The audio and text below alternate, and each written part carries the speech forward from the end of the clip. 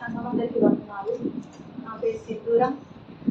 నేను నిజామాబాద్లో ఉంటాను. నిజామాబాద్ బైబిల్ చర్చ్కి గత 2 సంవత్సరాల నుంచి సహవాసం చేస్తూ వస్తున్నాను. నేను ఈరోజు నిజమైన బాప్తిస్మం అంటే బాప్తిస్మం ఎందుకు తీసుకుంటారో, దాని అవసరం ఏంటి, అది తీసుకున్న వారికి ఏమవుతుంది, అసలు నీటిలో మునిగి లేవడం మాత్రమే బాప్తిస్మమా అనే థాట్స్ స్టార్టింగ్ ఉండేవన్నట్టు. ఈరోజు మాత్రం నేను బాప్తిజం అనేదానికి నిజమైన అర్థం తెలుసుకొని నిజమైన మారు మనసుతో కూడినటువంటి తిరిగి జన్మించిన అనుభవంతో తీసుకున్నటువంటి బాప్తిజం ఈరోజు నేను తీసుకున్నాను. కానీ నేను ఫస్ట్ బాప్తిజం అని తీసుకున్నది 2004లో. నేను 10th క్లాస్ చదువుతున్న టైంలో. మేము విగ్రహారాధన కుటుంబానికి సంబంధించిన వాళ్ళం అన్నట్టు. భయంకరమైనటువంటి విగ్రహారాధన చేసే కుటుంబం నుంచి వచ్చాము.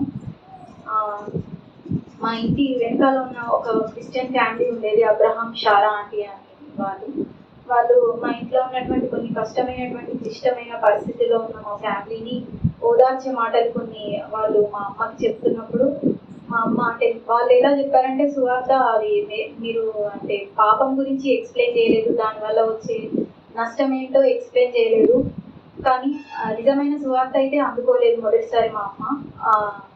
మీ కష్టాలన్నీ తొలగిపోతాయి, మీరు చర్చికి వచ్చి చూడండి ఒకసారి, మీ కుటుంబంలో అన్ని మేలు జరుగుతాయి అని చెప్పేసి ఆ రకంగా చెప్పి చర్చికి తీసుకెళ్లారనమాట. అప్పుడు మేము సమ్మర్ హాలిడేస్లో మా పెద్దమ్మ వాళ్ళ ఇంటికి తమ్ముడు నేను ప్రతి ఇయర్ వెళ్ళేవాళ్ళము. అక్కడికి వెళ్ళినప్పుడు మా అమ్మ కాల్ చేసి చెప్పింది అనమాట, నేను చర్చికి వెళ్తున్నాను, మీరు కూడా రావాలి ప్రార్థన పెట్టించుకుంటున్నాను, నేను బాప్తిజం తీసుకుంటున్నాను అంటే, మాకు అప్పటికి క్రైస్తవ్యం మీద ఒక రకమైనటువంటి వ్యతిరేకత భావం ఉండేది అన్నట్టు. దేవుడు యేసు ప్రభు అంటే ఎవరో కూడా తెలియని పరిస్థితి. ఆ ఏజ్లో ఉన్నాం మేము. టోటల్లీ విగ్రహాలను చేసే కుటుంబం కాబట్టి అరే సడన్లీ చెప్పేసరికి మాకు అప్పుడున్న పరిస్థితులు ఏంటంటే, మాకు పండగలు ఏముండవు. హిందూస్ అయితే అన్ని పండుగలు వస్తాయి, క్రిస్టియన్స్ అయితే ఒకటే పండగ క్రిస్మస్ అన్నట్టుగా ఆ థాట్స్ ఉండేవన్నట్టు. మాకు మేము పండగల్ని మిస్ అవుతున్నాము అని అదే ఒక ఫోకస్ చేసుకొని, మేము రాము, నువ్వు వెళ్తే వెళ్ళమ్మా, నేను మాత్రం రాను, తమ్ముడు రాడు, ఎవరు రాదు అని చాలా వ్యతిరేకించాము. కానీ అబ్రహాం షారా ఆంటీ వాళ్ళు చెప్పే మాటల వల్ల, అంటే వాళ్ళు కూడా సువార్త నిజమైనటువంటి సువార్త ఏంటో మాకు అప్పుడు అందలేదు, కానీ నామకార్థంగా వారి కోసం మాత్రమే చర్చ్కి మేము వెళ్ళాము. అక్కడ పాస్టర్ కూడా చెప్పే వాక్యం అర్థమయ్యేది కాదు, ఆ సువార్త కూడా మాకు అర్థం కాలేదు. ఆ సువార్త నిజమైనది వాళ్ళు చెప్పేది అర్థం కానప్పుడు వాళ్ళ భయానికో లేకపోతే ఎవరేమనుకుంటారో, ఆ బాప్తిజం తీసుకోకపోతే రానివ్వరేమో చర్చ్కి, లేకపోతే వచ్చినా కూడా సపరేట్ చేసి చూస్తారేమో అన్నట్టుగా, ఎవరి కోసమో అదే బాప్తిజం అంటే నీళ్ళలో మునిగి లేవడమే కదా అనే ఉద్దేశంతో మేము ఒప్పుకోవాల్సి వచ్చింది. బాప్తిజం వెళ్ళంగానే వితిన్ 1 వీక్లోనే బాప్తిజం తీసుకోవాలని చెప్పారు మా పాస్టరు. అయితే అది రూల్ కావచ్చు అని, ఆయన ఏది చెప్తే అది, అంటే యేసు ప్రభుని రక్షకుడు అంగీకరిస్తున్నా, ఈ బాప్తిజాన్ని ఒప్పుకుంటున్నావా అని అన్నట్టు బలవంతపు ఒప్పుకోలు చేయించి నీటిలో ముంచి లేపితే అది బాప్తిజం అనే అనుకున్నాను నేను అప్పుడు. సో నీటిలో ముంచి అయితే లేపారు, కానీ నాలో ఎటువంటి మారు మనసు లేదు, నాకు నిజమైన సువార్త ఏంటో తెలియదు, నేను పాపిని అన్న గ్రహింపు లేదు. బట్ ఎవరి కోసమో మేము కంటిన్యూ అవ్వాల్సి వచ్చింది. ఇష్టం లేకుండానే చర్చికి వెళ్ళాము. వెళ్తూ ఉన్న క్రమంలో మా అమ్మ ఆరోగ్యం బాగాలేదు. తర్వాత చర్చెస్ మేము చేంజ్ చేసినాం అన్నట్టు కొన్ని పరిస్థితుల కారణంగా. ఏ చర్చికి వెళ్ళినా కూడా అందరూ అదే చెప్తున్నారు, చెప్పేది మాత్రం అర్థం కావట్లేదు. నిజమైన సువార్త అయితే నా హృదయానికి అందలేదు. కానీ అందరు వెళ్తున్నారు కదా, వెళ్ళాలి కదా అన్నట్టే వెళ్ళినాం. కానీ ఈ గత 2 సంవత్సరాల నుంచి నేను నిజామాబాద్ బైబిల్ చర్చ్తో ఆటుగట్టుబడి ఉన్నాను. మా తమ్ముడు పరిచయం చేశాడు ఈ చర్చ్ని. సో ఈ 2 సంవత్సరాల నుంచి ఈ సంఘంతో సహవాసం చేస్తూ వచ్చాను. సో నేను వాక్యం పరిచర్యలో ఇంత డిఫరెన్స్ ఉంటుందా అని నాకు, అంటే బైబిల్ అయితే తీసుకెళ్తుండే అన్నట్టు, పట్టుకొని అయితే బైబిల్ తీసుకొని వెళ్తుండే, కానీ బైబిల్లో ఉన్నటువంటి మాటలు ఏ వాక్యం ద్వారా ఏ భావంతో దేవుడు మాట్లాడుతున్నాడు అనే ఆలోచన కానీ గ్రహింపు కానీ నాకు అప్పుడు లేదు. నామకార్థ క్రైస్తవ్యంలోనే నేను గత 20 సంవత్సరాలు జీవించాను. తర్వాత నేను అంటే మానవ స్వభావ రీత్యా నేను పాపిని అనే గ్రహింపు నాకు సువార్తకు నిజమైన సువార్తకి నేను స్పందించాను. అంటే పలానా టైంలో నేను సువార్త వినడం వల్ల నేను రక్షణ పొందాను అని ఒకేసారి చెప్పలేదు, కానీ క్రమక్రమంగా వింటున్న కొలది నాకు ఆ సువార్త అనేది అర్థమైంది. నేను పాపిని అన్న నిజమైన ఒప్పుకోలు నా హృదయానికి కలిగింది. పాపం వల్ల వచ్చే జీవితం మరణం అని అది నాకు అర్థమైంది.